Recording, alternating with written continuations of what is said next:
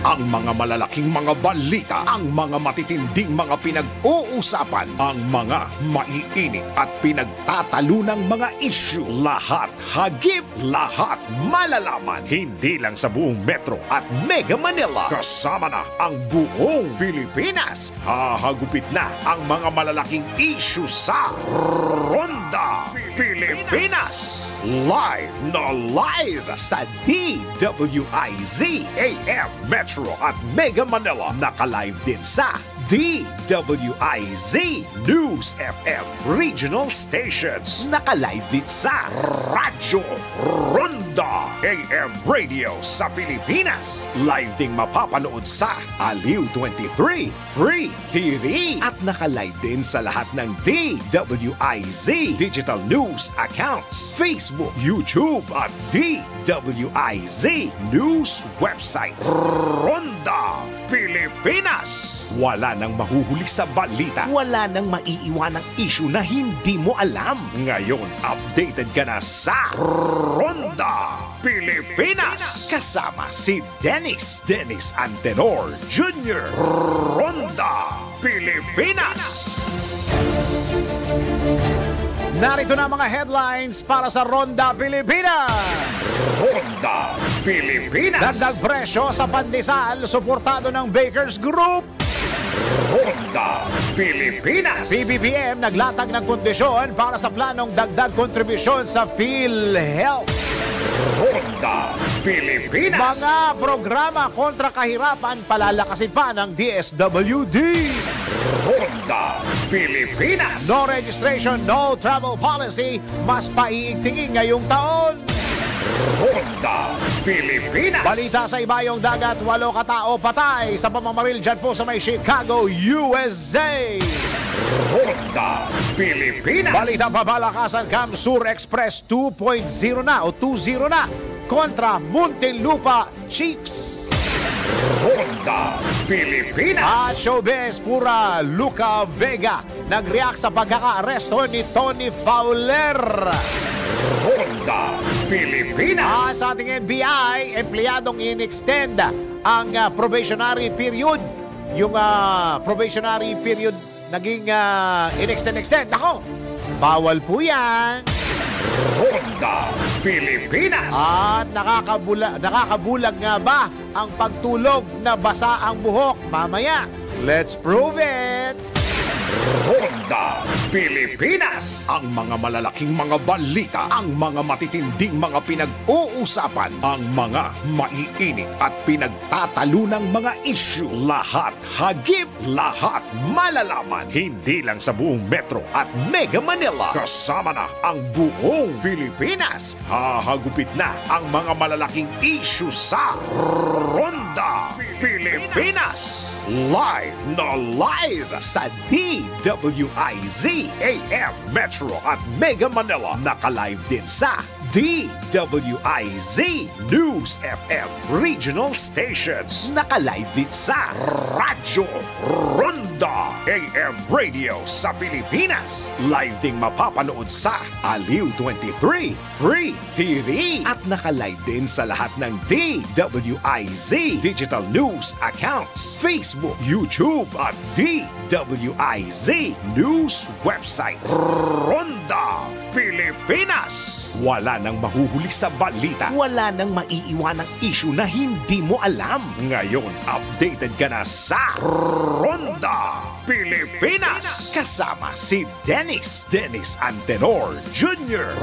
Ronda Pilipinas. Tama, live na tayo sa DWIZ AM Metro and Mega Manila. Na live din tayo sa DWIZ News FM Regional Stations, and of course, naka-live din tayo sa Radyo Ronda. At sa lahat ng mga ginagawang radyo, kanilang mga TV, naka-live tayo sa Aliw Channel 23 nationwide via satellite. Magandang araw, Pilipinas. Ako ang iyong magiging tagapagbalita. Ako si Dennis Antenor Jr. Ronda Pilipinas. Sa detalye ng mga balita natin, patuloy na magdadala ng pag-ulan ang northeast na monsoon o amihan sa ilang bahagi ng northern at central Luzon ngayong araw. Dahil dito asahan na ang maulap na papawirin at ang mga pag-ulan sa Cagayan Valley, Aurora, Quezon Province, Camarines Norte at Cordillera Administrative Region. Makakararanas din ng bahagyang maulap na hanggang maulap na papawirin na may kasamang pulupulong pag-ulan ng Metro Manila, Ilocos Region, natitirang bahagi ng Central Luzon at Calabarzon. Asahan naman ang bahagyang maulap na hanggang maulap na papawirin na may kasamang pulupulong pag-ulan at thunderstorms sa natitirang bahagi ng Pilipinas. Ronda Pilipinas. Samantala, suportado ng isang bakers group ang pagtataas ng presyo ng Pinoy Tasty at Pinoy Pandesal. Of course, suportado nila yan. Siyempre, dagdag sigil yan eh. Ito'y ayon kay Luisito Chito Chavez, Pangulo ng Samahang Panadero ng Pilipinas ay dahil na pag-iwanan ng presyo ng dalawang tinapay sa pagtataas ng presyo ng ibang produkto at ikatataas ng kita. Sa ngayon, anya ay pinag-aaralan na ng Department of Trade and Industry ang hirit na taas presyo ng mga manufacturer. Ngunit tiniyak naman ng opisyal na mananatiling stable ang presyo ng ibang uri ng tinapay. Ang mga manufacturer nito ay, kung di ako nagkakamali, ay nagsulong na galawin ang presyo ng dalawang produktong ito. Pinoy Tasty at 450 grams with standard weight, standard formula, and standard pricing. Nasa negotiating table ito ng Department of Trade and Industry dahil ito pong dalawang produktong ito ay naiwan sa pagkapagtaas ng presyo. Ito lang po yung move na sinusuportahan ko na galawin ang presyo dahil unang-una, mababa nga ang presyo nito, naiwan. Pangalawa, ito'y nakakaapekto sa pricing ng mga community bakery considering na pagkaroon ng price comparison ay napakababa ng presyo nito. Nilinaw din ni Chavez na walang nagaganap na shrinkflation sa mga tinapay o lumiliit na tinapay at posible lamang ang galaw ng presyo nito oras na magtaas ng presyo ang mga raw materials. Generally, ang bakery industry po ay walang paggalaw sa presyo ng produktong tinapay sa unang buwan ng 2024. Stable po ang presyo ng ating mga produktong tinapay. Mapera na po nagkaroon ng paggalaw sa presyo ng raw mat natin na hindi naman po natin ito kontrolado. Liwanagin ko, itong panahong ito walang shrinkflation o walang paggalaw sa presyo ng mga tinapay generally sa ating bansa. Dito lang sa Pinoy Tasty at Pinoy Pandesal na kung saan isinusulong at aking sinusuportahan ang paggalaw ng presyo nito dahil meron naman po tayong rasong binanggit a while ago. Akala ko yung Shrink Nation yung liliit. Di ba? O tataas yung presyo niyan, bossing Pero dapat yung tinapay hindi magbabago ng size niya at saka yung weight niya, yung timbang niya. Kasi kung papayagan na kayong tumaas ng presyo ng produkto ninyo, ay dapat hindi na nababawasan ang laki niyan. Oo. Yan po ang tinig ni Luisito Chito Chavez, Pangulo ng Samahang Panadero ng Pilipinas sa eksklusibong panayam ng DWIZ. Si Dennis Antenor Jr. Ronda Pilipinas. Samantala, tanggap-budayan ng isang report. Mga senador, poprotektahan muna ang Senado bago aksyonan ang panukalang economic chacha. Alamin natin ang report ni Patrol 19 Sally Ortega Bueno. Ate Sally, go! Uunahin muna ng mga senador na protektahan ang Senado bilang institusyon. Itinayag ni Senator Sani Angara makaraang kumpirmahin na hindi muna aksyonan at hindi matutuloy ang pagtalakay ng Senado sa panukalang economic chacha hanggat hindi nare-resolba ang questionabling pangangalap ng pirma para sa isinusulong na People's Initiative. Ayon kay Angara, kaya sila naglabas ng manifesto laban sa People's Initiative na pirmado ng lahat ng senador ay bilang pagtatanggol sa Senado. Sa investigasyon anya na gagawin ng Senado, tututukan at aalamin kung sino ang nasa likod ng questionabling People's Initiative at sinasabing pananakot na hindi makatatanggap ng ayuda kapag hindi pumirma. Kapag anya may tumestigo under oath na sinubulan o inalok sila ng ayuda, maaari nang bawiin ang mga pirma. O narito may mga impormasyon na mga politiko o mga staff ng mga kongresista ang nagpapapirma at nag-aalok ng ayuda.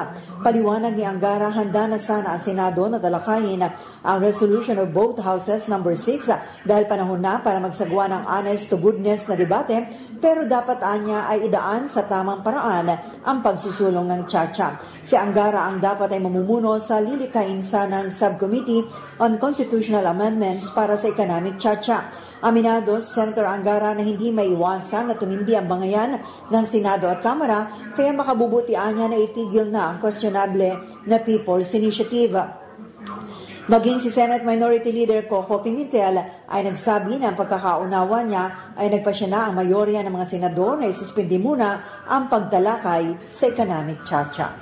Ito sa Patrol 19, Cel Ortega Bueno para sa DWIZ, nagbabalita ng tama, naglilingkod ng tama. Kapag may bagong balita, naka-on air, agad-agad, DWIZ Patrol Report. Tuloy ang mga balita ay giniti Pangulong Ferdinand Marcos Jr. na wala pa siyang desisyon o kung isususpindi ba o hindi ang pagtataas sa kontribusyon ng mga miyembro ng PhilHealth. Sa isang panayam, sinabi ng Pangulo na kailangan niyang malaman ang mga nakalatag na bagong alok na serbisyo sa gitna ng dagdag bayad sa kontribusyon. Nabatid na nais ng Pangulo na maipakita ang mga dagdag na coverages na may bibigay sa mga miyembro ng sa harap ng 4 hanggang 5% dagdag bayad sa health insurance. Binigyan din ni PBBM na mahirap kung tutuusin ang pagko-quantify sa usapin sa kalusugan, lalo na sa halaga na dapat isaalang-alang para sa isang individual. Matatandang ipinag-utos ng Pangulo ang pagpapatigil sa dagdag kontribusyon noong isang taon sa harap ng mga hamon kabilang na ang pandemya. Ronda Pilipinas. Nangako ang Department of Social Welfare Development na patuloy silang magsusumikap at palalakasin ang mga programa at proyekto para labanan ang kagutuman sa bansa. Kasunod ito ng lumabas sa survey ng Social Weather Station o SWS na bahagyang tumaas ang involuntary hunger incidence sa bansa. Sa uling quarter ng taong 2023, batay sa datos, tumaas ito na sa 12.6% noong Disyembre ng nakaraang taon kumpara sa 9.8% na naitala noong Setyembre ng nakaraang taon. Ayon kay Social Welfare Assistant Secretary Romel Lopez, desidido silang mabigyang solusyon at mapalakas ang kolaborasyon ng buong ahensya ng gobyerno upang matugunan ang isa sa mga malalaking problema ng Pilipinas. Patuloy din pinapaigting ng departamento ang food stamp program na layong matugunan ang pangangailangan ng mga Pilipino.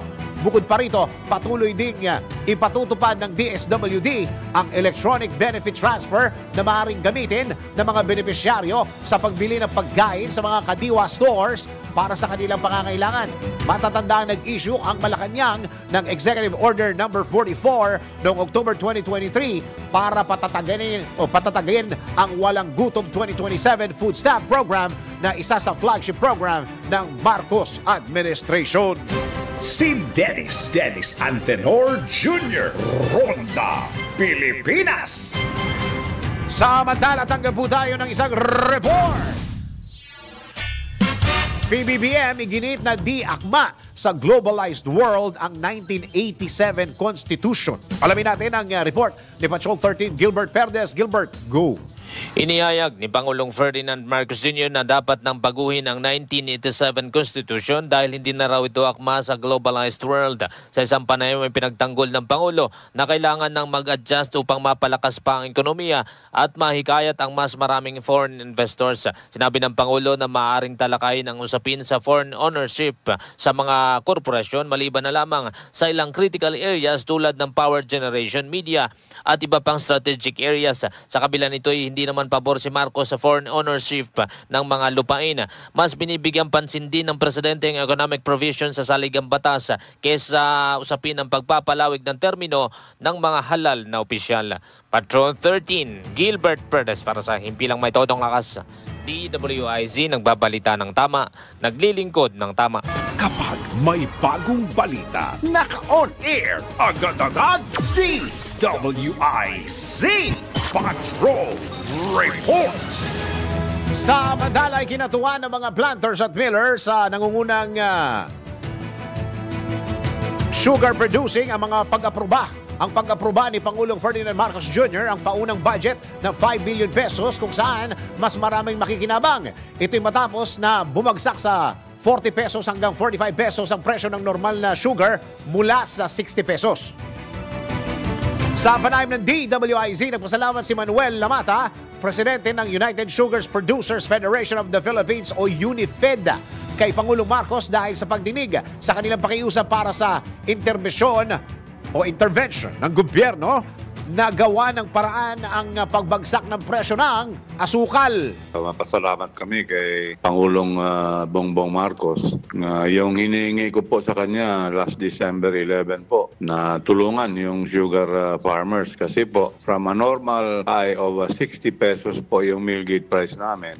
Ngayon bumagsak sa 40, 45. So malaking bagsak po ang presyo. At yung presyo yan, at 40 pesos po, wala na yan. Sagad na talaga yung cost of production namin dyan. So magandang tulong to po. Hopefully po, it will entice the market to go up. Wala naman kami naghihingi na ibalik sa 60, kahit 55, 56, ganyan. Kasalukuyang nasa 2,400 pesos hanggang 2,500 pesos kada kilo bag ang mill gate price kung saan nalulugi na ang mga sugar farmers. Samantala, tiniyak naman ng ahensya na sapat ang supply ng asukal sa bansa para sa paparating na El Nino. Supply natin is dami kasi yung ginawa ni Presidente through DSRA, nagtambak tayo ng tawag doon ng asukal for release during the lean months. Natapos na yung milling season natin. May buffer stock na hinanda si Presidente. So wala tayong problema sa supply po. Yan ang tinig ni Manolet Malata, presidente po siya ng United Sugars Producers Federation of the Philippines sa eksklusibong panayam ng DWIZ. Ronda Pilipinas. Isang istorya eksklusibo mula sa Filipino Mirror. Mas maraming ipapakalat na enforcer ang Land Transportation Office sa mga lansangan sa bansa. Ito'y para sa mas maigpit na implementasyon ng No Registration, No Travel Policy ngayong 2024. Bahagi ito ng direktiba ni LTO Chief Assistant Secretary Attorney Vigor Mendoza II na kung saan hindi na palulusutin sa ikakasang intelligence-based daily operations ang mga sasakyan hindi nakapagparehistro. Partikular ang mga unconsolidated jeepney na maituturing ng kolorum. Nabatin na mas marami ang mga hindi nakapagparehistro sa mga nakalipas na taon dahil lumakas ang loob, dahil nakakalusot at hindi nahuhuli. Kaugnay nito, inatasan ni ASEC Mendoza ang mga regional director na magpatupad ng strategic measures at palakasin ang koordinasyon sa law enforcement agencies gaya ng Philippine National Police, pati ang mga lokal na pamahalaan. Una nang nakipagpulong ang LTO chief sa iba't ibang local chief executives kung saan umani ng suporta ang No Registration, No Travel Policy. Si Dennis Antenor Jr. Ronda Pilipinas. Samantala, tanggap po tayo ng report. Senator De La Rosa may hamon sa mga politiko na nasa likod ng questionableng pangangalap ng pirma. Alamin natin ang report ni Patrol 19 Sally Ortega Bueno. Ate Sally, go! Hindi ang konstitusyon ang dapat na amyendahan kung hindi ang muli panluloko sa mamamayan sa pangangalap ng lagda. Ito ang hamon ni Senator Ronald Bato de la Rosa sa mga mambabatas na nasa likod ng tinatawag niyang Politicians Initiative sa halip na People's Initiative. Sinabi ni de la Rosa na malaking panininlang ang ginawa sa mga tao para mapalagda sa petisyon na naglalayong amyendahan ng konstitusyon kapalit ng mga suhol. Iginit ng senador na hindi nila papayagan at kinukondina nila anumang uri ng pagbabanta, pamimilit o panunuhol na maglalagay sa kompromiso sa kinabukasan ng ating bansa at ng mamamayan. Nilinaw ni De La Rosa na kinikilala niya ang boses ng publiko sa pag-amyenda sa Constitution, subalit hindi anya susuportahan ang People's Initiative na pinangunahan ng mga politiko. Tanong pa ni De La Rosa kung bakit hindi gamitin ang dalawang paraan sa pag-amyenda ng Constitution, ang CONCON at CONAS na kapwa nangangailangan ng partisipasyon ng Senado. Nanawagan din siya sa publiko na mag-iingat sa mga nilalagdaang dokumento at agad ipaalam sa Senado kung may mga taong mamimilit sa kanilang pumirma kapalit ng mga pangako ng ayuda o anumang halaga. Ito si Patrol 19, Sally Ortega Bueno. Para sa DWIZ, nagbabalita ng tama, naglilingkod ng tama. Kapag may bagong balita, naka-on air, agad-agad, DWIZ Patrol Report. Samantala, sa lahat ng mga papunta na kani-kanilang mga trabaho dyan, kani-kanilang mga opisina, alas 10 na eh. Alam naman papunta pa kayo, late na kayo. O, kung sakasakali na natatraffic kayo at merong rason kung bakit hindi kayo na maaga umalis ng bahay at nalilate na kayo ngayon, papunta pala kayo ngayon, at ito pag-uusapan natin sa NBI, ha? Kayo ba yung isang empleyado na in-extend ang probationary? Ha? Yung probationary period, alam nyo yan, sa lahat ng mga nagtatrabaho, alam yung probationary period na yan. Ine-extend ba yan? Pwede ba yan ine-extend? Ha? Sige, alamin natin ang NBI report. Naku, bawal ito report mula kay Angelo Bainyo. Alamin kung bawal o hindi. Dahil kung di mo alam to, kaso ang kakaharapin mo sa NBI. Naku, bawal ito. Empleyadong in-extend ang probationary period? Nako, bawal ito. Talagang mahirap maghanap ng trabaho sa panahon ngayon. Kaya naman kapag mayroong opportunity, grab agad. Bilang isang newly hired employee, kinakailangang dumaan sa pagiging isang probi o sa probationary period. Proseso ito para i-assess ang performance ng isang empleyado. Pero paano kung after 6 months, sa halip na irregular ka ng employer mo, in-extend ang probationary period mo? Nako, alam nyo bang labag sa batas yan? Malinaw na nakasaad sa Article 296 ng Labor Code of the Philippines na pinapayagan ng probation upang ma-assess ang isang newly hired na empleyado. Ngunit limitado lamang dapat sa 6 na buwan ang itatagal nito. Ibig sabihin, kapag lumagpas na sa 6 na buwan at patuloy pa rin nagtatrabaho ang empleyado sa kumpanya, automatic na siya ay considered bilang isang regular employee. Sa oras na siya ay ganap ng regular, nararapat lang na magkaroon siya ng karapatan at benepisyo ng isang regular employee. Kung ikaw ay umapila sa iyong employer at kanila itong kinontra, ayon sa Department of Labor and Employment, maaaring dumulog sa pinakamalapit na DOLE Regional Office sa inyong lugar para ikaw ay matulungan. Paalala sa mga kumpanya, sumunod sa tamang labor standards ng DOLE. I-inform ang empleyado kung bakit hanggang ngayon ay hindi pa siya regular at wala pa ring pinipirmahang kontrata. Huwag kang paasa, boss, para hindi ka masabihan ng, nako, bawal ito. Dennis Antenor Jr. Ronda Pilipinas. Tuloy-tuloy mga balita at impormasyon sa Ronda Pilipinas. May makakausap po tayo, isang senior citizen. Pagka senior citizen ang pinag-uusapan, siya po talaga dapat makausap, si Attorney Romulo Macalintal. Attorney Mac, magandang araw po. Magandang araw, Dennis, at sa iyong mga tagapanood, tagapakinig. Ayun, nagkausap din tayo sa ere sa wakas. Oo nga, tagal mong ang hirap mo kasing maghilapin. Ako pa talaga eh. No? Okay, attorney, kami po'y, eto bang ginawa ng Starbucks ngayon na nagbigay ng 40% sa lahat ng mga senior citizens? Ay, maganda pala magpasama kay attorney Mac kayo, may 40% siya sa Starbucks. Starbucks, 40%. Kayo ba'y satisfied na dito? It's the way of saying sorry. I'll make it up to all the PWDs and especially the senior citizens with this kind of promo. Attorney, go ahead po. Well, siguro dapat dagdagan pa ng konti. Ay, okay. Dapat ay mga ilang percent? Isang araw lamang. Kasi okay. Huli na wala man silang announcement eh. So hindi naman masyadong nalaman yan ng mga senior citizens, PWD. So ang daming sinasabi nila eh. Solo parents, PWD, senior citizens, national athlete, yung mga awardees, kung ano-ano. Valor, hindi makakarating sa kanila yung mga notices na yan. Sabay-sabay nilang sabay ang notice na yan para sa kanila. Siguro kahit 2 araw man lamang na halimbawa ngayon o kaya sa isang araw naman, ipagitan ng isang araw, para nakakapaghanda naman ng mga senior citizens.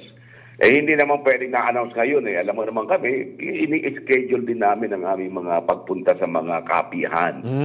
Hindi yung araw-araw. Baka mamaya nakapagkape na sila kahapon. Kinabukasan ayaw na yung magkape. Oo nga, diba? oo nga. So, dapat mga 2 araw na hindi magkasunod.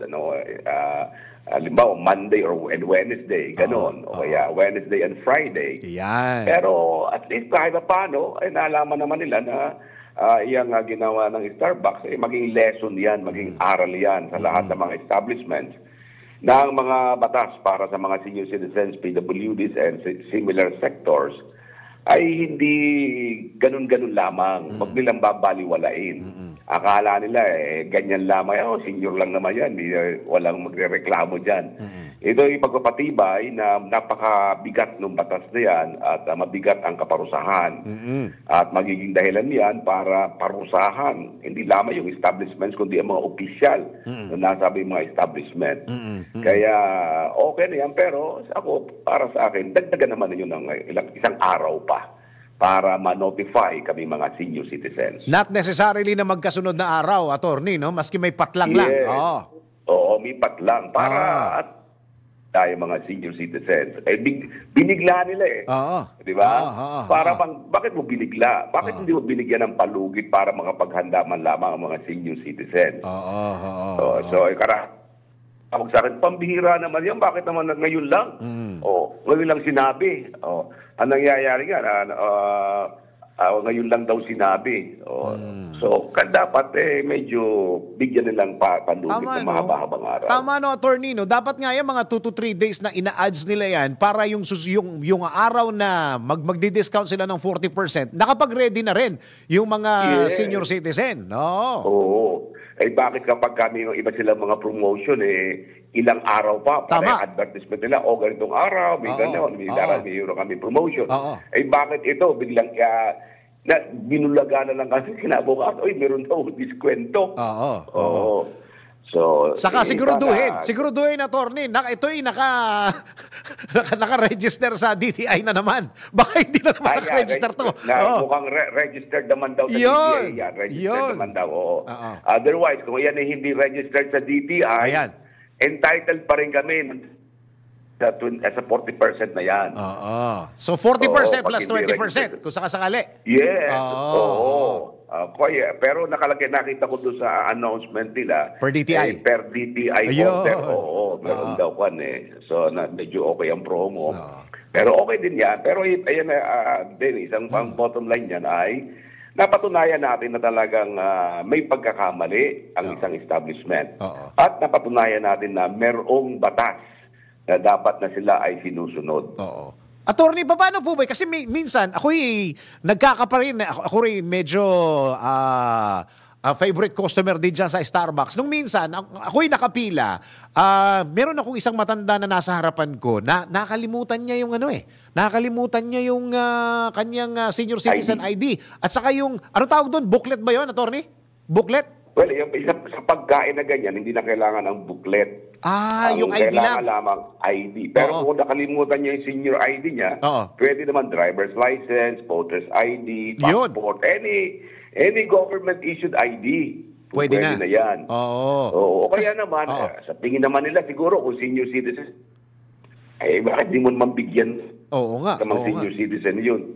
Sinasabi nila, kasi kailangan namin yung number di ilagay mo lang date of birth. Halimbawa, 72447. Yan ang kanyang number.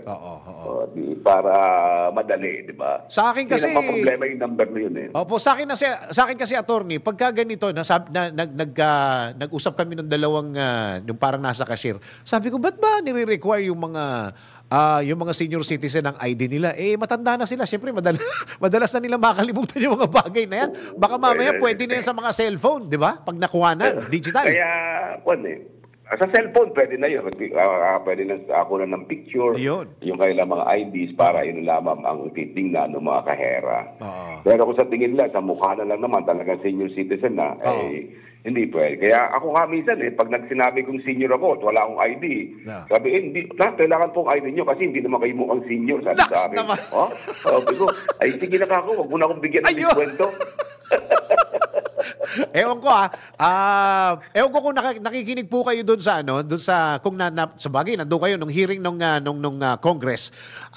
Meron kasing ginawa ewan ko kung si Congressman Salceda yung gumawa, parang pinahanap sa app yung senior citizen discount doon mismo sa app at saka sa website. Hindi raw makita, attorney. Wala nga doon, no? Oo. Andun ako, nag-hearing nga. Ano ba naging takbo ng kwento na yun? Anong takbo ng pag-uusap na yun, attorney? Paano ba? Well, pinagsasabi ng mga establishments na yung mga discount na yan, kung halimbawa meron silang mga online na purchases, o online na pwede mag-online, dapat meron silang app doon na pipindot lamang ang senior citizen at pakikita yung kanilang ID na sila senior citizen. Walang iniwan yan sa kwan kasi, di ba, yung mga delivery. Bakit pagka-delivery pwede pakikita? Dapat ganun din, sa app lang, dapat andoon yung kanilang mga diskwento. At saka lakihan, attorney. Dapat baguhin yung batas para malakihan, ano? Malakihan yung parang senior citizen discount or PWD. Yung app nila, lakihan yung... Huwag masyadong maliit, halos hindi mo makita. Tama. Dapat lakihan yun at makapag-adjust na. Maganda itong mga nangyayaring ito, attorney, para, tama yung sinabi mo kanina, para ma-remind lahat ng establishments, hindi lang sa Metro Manila, kundi sa buong Pilipinas.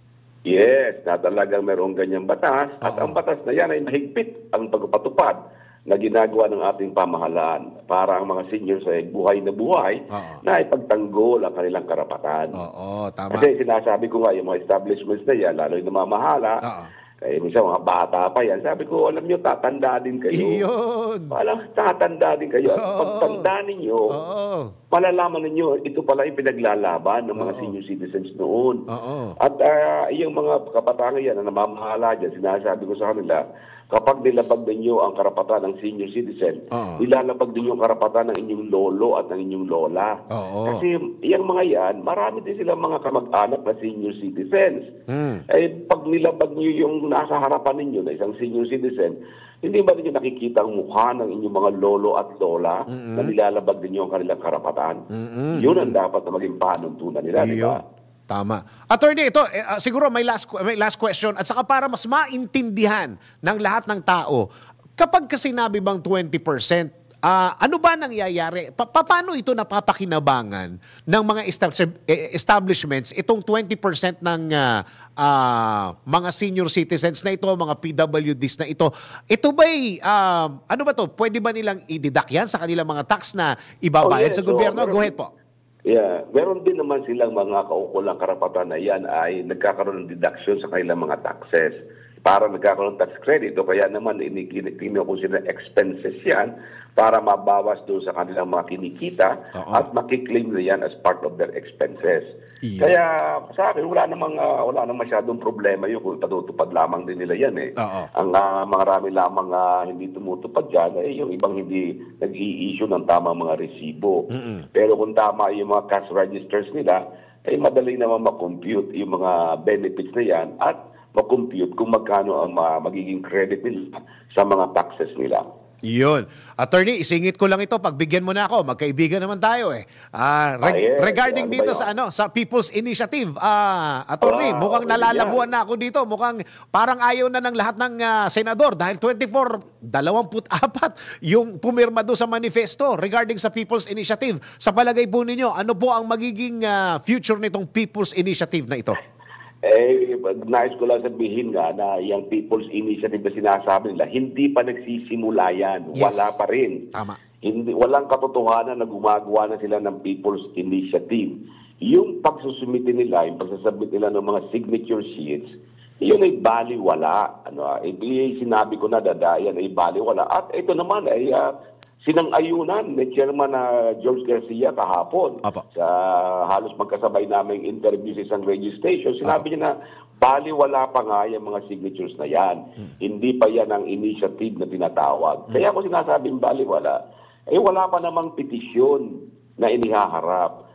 Ayun sa aking paniniwala, sa aking pag-aaral, yung signature sheets na yan, hindi pwedeng mauna sa petisyon. Ang dapat ay mauna yung petition bago magkaroon ng signature page. Okay. Dahil sa paano ka, kung ikaw halimbawa pumirma ka doon sa signature sheets na yon, ano ay pinipirmahan mo? Wala bang petisyon? Wala namang nakalagay doong petisyon.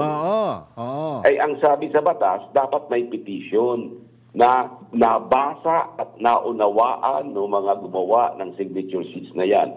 Paano nila sasabing naunawaan nila yung petition? Ganun wala pa namang petisyon.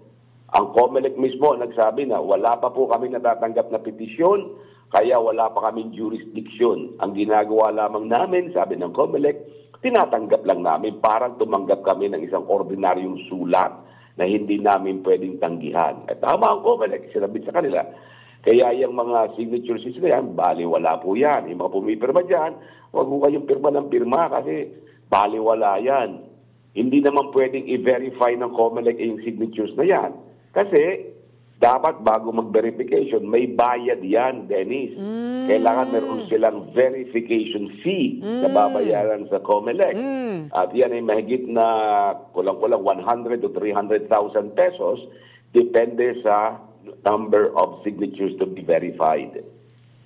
Kung wala pa yung petisyon na hinahanap ng COMELEC, di parang itatambak lang yung parang itatambak. Yes, gano'n na mangyayari dyan. Sinabi naman ng parang basura pa nga, sinabi ng COMELEC noon na wala pa yan kasi baliwala yan sa amin. Tatambak lang nila yung katubayan. Katibayan lamang na natanggap daw nila yon. Na para sa akin, hindi naman yan pwedeng maging attachment sa isang petition kasi nakalagay dyan sa signature sheets, nabasa daw nila yung petition. Paano mo mababasa? Nauna na pumirma sila, hindi ba? Oo. At so, saka, yun ang sinasabi namin na hindi pa po pwede yan. At saka, wala yan. Wala. At walang katotohanan na meron na yan. At saka isa pa, ang tanong lagi, sino ba nagsimula niyan? Sino ang namumuno? Bakit yung nagpasimuno niyan ay ayaw lumantad? Or yung tinuturong na nagsimula ay dinideny. Oo, wala eh. Kaya dyan pa lang, pwede nang i-question ng COMELEC yan. Teka muna, sino ba nagpadala nito sa inyo? Bakit yung dinadala dito ang sulat na ito? Yun siguro ang dapat itanong ng COMELEC sa kanila. Sino ba nagpadala sa inyo? Sino ba ang namumuno sa inyo? Hindi naman po pwede, halimbawa, ikaw, Dennis, dala-dala mo yung santambak na mga pirma. Bibigay mo sa COMELEC. Then sasubmit namin ito. Sino nagpapasubmit? Hindi ko po alam kasi sasubmit namin. Dapat may taong responsible na talagang susulatan ng COMELEC, sasabihin ng COMELEC, Dear Mr. Antenor, natanggap po namin ang inyong santambak na petition na signature sheets na ito. Ay wala namang ganun eh. Sino ang proponents? Diba? Doon pa lamang ay dapat na tigilan ng COMELEC ang pagtanggap kasi kanino nang gagaling yan? Dapat itanong ng COMELEC, kanino nang gagaling ito? Para malaman ng COMELEC kung sino ang sasagutin at pagsasabihan kung ano ang gagawin sa nasabing mga signature sheets. Ngayon, wala naman tayo makitang tao na responsible. Walang umaamin. Sino nagmamahala namumuno dito? Correct.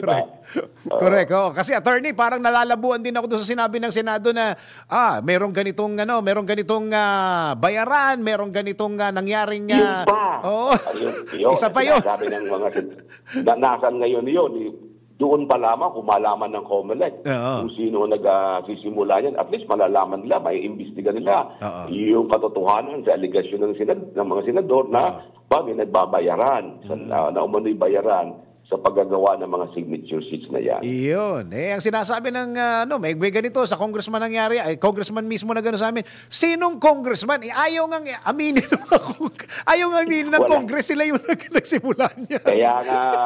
Kaya tataka nga ako, sino ba namumuno dyan? So, pakita ko sinong namumuno. Sino ba nagsubmit sa ganitong munisipyo?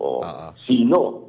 Diba? Yun dapat ang alam. Kaya, napakalabo, diba? Malabo. Mukhang hindi mag-move on yan. Attorney, maraming salamat po sa oras na binigay nyo sa DWIZ. At sa susunod na pag-uusap natin, ang programa mo na Senior Moments dito sa DWIZ, pag-uusapan natin. Pinapakumusta ka ni Boss Diak, ha?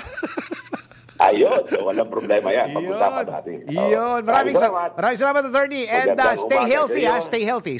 Ay, salamat. At kumusta sa iyong pamilya? Maraming salamat po. Si Attorney Romulo Macalintal, pinag-usapan natin dyan ang senior citizen discount. At of course, pinag-usapan natin dyan yung PI, ha? Yung People's Initiative. Yung pala kailangan ng petisyon. So wala yan. Matatambak lang dyan. Mababasura lang yan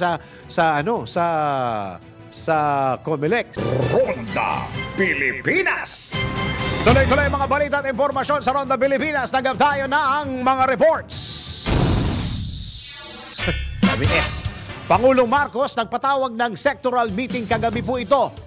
ELGU o Innovative System, partikular na tinalakay po yan, yung ELGU. Alamin natin ang report ni Batchol 13, Gilbert Perdes. Gilbert, go! Sa naganap na sectoral meeting kagabi sa Palasyo ng Malacanang, partikular na tinalakay ang ELGU o Electronic LGU. Nabatid na presenta ng DILG at DICT ang ELGU na bahagi ng eGov PH Super App ng DICT. Ito ay isang mobile application na naglalaman ng mga serbisyo mula sa iba't ibang sektor ng pamahalaan. Iniulat naman ni DILG Secretary Benhur Abalos Jr.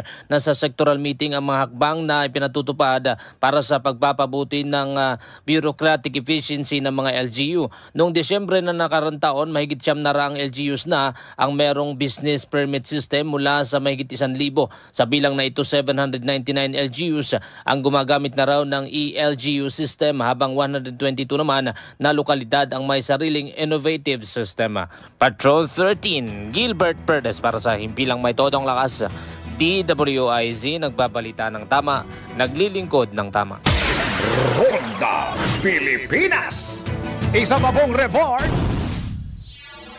Ito, diskwento ng senior citizens, PWDs at estudyante sa paggamit ng RFID, tiniyak ng SMC sa Kamara. Alamin natin ang report ni Patrol 11, Tina Nolasco. Tina! Siniguro ng San Miguel Corporation o SMC sa mababang kapulungan ng Kongreso na mabibigyan ng 20% discount ang mga persons with disabilities o PWDs, senior citizens at estudyante sa paggamit ng RFID sa mga skyway sa Metro Manila, Southern at Northern Luzon. Ito ang partikular na tiniyak ng SMC sa pagpapatuloy ng investigasyon ng House Committee on Ways and Means, Committee on Senior Citizens at Special Committee on PWDs kaugnay sa pagpapatupad ng mga batas na tumutukoy sa diskwento at benepisyo ng mga nakatatanda, may kapansanan at solo parents. Ayon kay SMC Infrastructure Group Head Rafael Yabut, makikipag-ugnayan sila sa Toll Regulatory Board at iba pang kaukulang ahensya para sa nasabing diskwento sa expressways. Habang iminungkahi naman ni House Ways and Means Chair Representative Joey Sartes Salceda na sa halip bawasan ng 20% ang halaga ng RFID card, mas mainam na maglagay na lamang ng additional load dito. Inihalimbawa dito ni Salceda na kung bibilian niya ng 5,000 pesos na load, ang mga ito gawin na lamang 6,000 pesos o higit pang equivalent ng 20% na diskwento. Dapat din anyang ang sasakyan o RFID sticker ay nakarehistro sa pangalan ng senior citizen o PWD. Habang sinang-ayunan naman ito ng SMC. Ito si Patrol 11, Tina Nolasco para sa Himpilang May Todong Lakas, DWIZ, nagbabalita ng tama, naglilingkod ng tama. Ronda Pilipinas. Samantala, isa pang report. Kahalagaan ng malinaw na komunikasyon sa pagitan ng pamahalan at mamamayan, binigyan din ni Pangulong Marcos. Alamin natin ang report ni Patrol 13, Gilbert Perdes. Gilbert, go! Binigyan diin ni Pangulong Ferdinand Marcos Jr. ang mahalagang papel ng malinaw na komunikasyon sa pagitan ng pamahalaan at mamamayan sa ilalim ng Bagong Pilipinas Initiative. Ginawa ni PBBM ang pahayag matapos makipagpulong sa mga miyembro ng kanyang gabinete kagabi. Bilang tugon dito, ipatutupad naman ng PCO, Presidential Communications Office, ang Bagong Pilipinas Kick-Off Rally sa linggo yan, Enero 28. Sa ibang bahagi naman ng sectoral meeting, ipresenta ng DPWH o Department of Public Works and Highways sa mga hakbang para sa agarang implementasyon ng mga proyektong pang-infrastruktura sa bansa. Maliban dito, natanggap din ni Pangulong Marcos ang mga update hinggil naman sa pagpapatupad ng ELGU na layong gawing digital at mas mabilis ang paghatid ng serbisyo ng mga lokal na pamahalaan sa iba't ibang lugar sa bansa. Patrol 13, Gilbert Perdes para sa Himpilang May Todong Lakas, DWIZ, nagbabalita ng tama, naglilingkod ng tama. Kapag may bagong balita, naka-on air, agad-agad, DWIZ Patrol Report. Mga balitang dapat alam mo kahit sa labas ng bansa. DWIZ Balita sa ibang bansa. Nasawi ang 8 katao sa pamamaril sa Chicago, USA. Kinilala ang suspect na si Romeo Nance 23 taong gulang na namatay din ng barilin nito ang kanyang sarili. Kasunod ito ng engkwentro ng sospek sa mga otoridad. Kasulukuyan namang isinasagawa ang investigasyon at bagamat kilala ng sospek ang mga biktima, hindi pa natutukoy ang motibo sa krimen. Ronda Pilipinas. Samantala para sa ating sports, Camsur Express 2-0 na kontra Muntinlupa Chiefs. Sports News mula kay Kim Gomez. Sa mundo ng palakasan, ang latest malalaman sa DWIZ Sports News.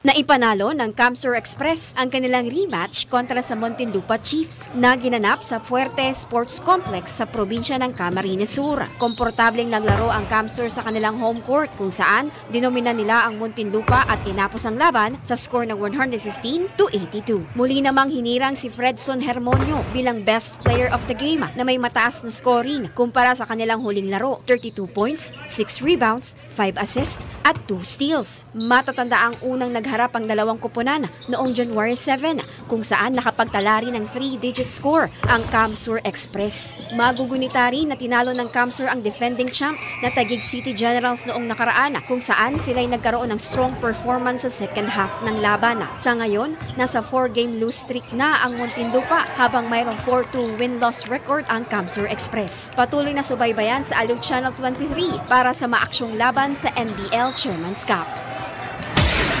Ronda Pilipinas. Ito na ang latest, bagong-bago, fresh na fresh. DWIZ Showbiz News. Pura Luca Vega nag-react sa pagkaka-aresto ni Tony Fowler. Showbiz Report ni Anton.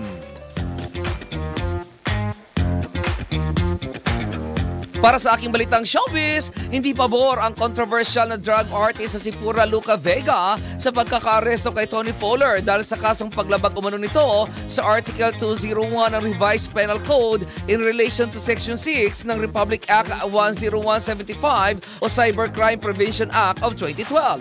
Ang kaso ay isinampa ng kapisanan ng Social Media Broadcasters ng Pilipinas Inc. dahil sa umano'y obscene o malaswang music video ng vlogger at social media influencer sa kanta nitong MPL. Agad naman nagpiyansa si Tony sa halagang 120,000 para sa pansamantalang kalayaan nito. Sa pamamagitan ng kanyang ex-account, kinuwestiyon ni Pura ang definisyon ng morality at kung bakit umanong ginigipit ng mga ito ang mga tao nag-i-express lamang ng kanilang sarili sa pamamagitan ng art. Ayon pa rin kay Luca, hindi siya magsasawang sabihin na kung hindi gusto ng mga ito ang nakikita at naririnig sa kanila, ay maghanap ang mga ito ng mga gusto lamang nilang makita at marinig. Kung matatandaan, isa rin si Pura Luca sa kinasuhan na nasabing grupo noong nakaraang taon dahil kinopya nito ang hitsura ng Poong Nazareno para sa kanyang Ama Namin remix drug performance sa isang bar. At yan aking balitang showbiz para sa impilo mo ito ng lakas DWIZ. Ako si Anton, nagbabalita ng tama, naglilingkod ng tama. Ronda Pilipinas. At bago tayo magpaalam, tayo may patama quote of the day. Sa buhay, kailangan munang pagdaanan ng worst bago tayo maging best. Alam nyo, lahat ng lesson na nasa atin ngayon, na nasa puso natin, nasa buhay natin, lahat ng mga natutunan natin, lahat tayo hindi yung mga sikat na tao. Alisin na natin yung mga sikat na tao, yung mga popular na tao, yung mga pangkaraniwang tao. Pagka tinanong nyo kung ano yung mga lesson sa buhay ng ang alam nila, yung mga lesson na yon natutunan nila nung sila'y down na down. Nung sila'y namumroblema. Nung sila'y iiyak-iyak na. Ayun. Doon nila natututunan lahat ng mga lesson kapag may problema. Kaya pag may problema, o kaya talagang down na down kayo, merong lesson dyan. Maniwala kayo. I-open nyo lang ang inyong mga puso at ang inyong mga isip. May lesson dyan na baka kailangan nating matutunan at yung lesson na yon ang gagamitin natin para tayo maging successful sa hinaharap or near future.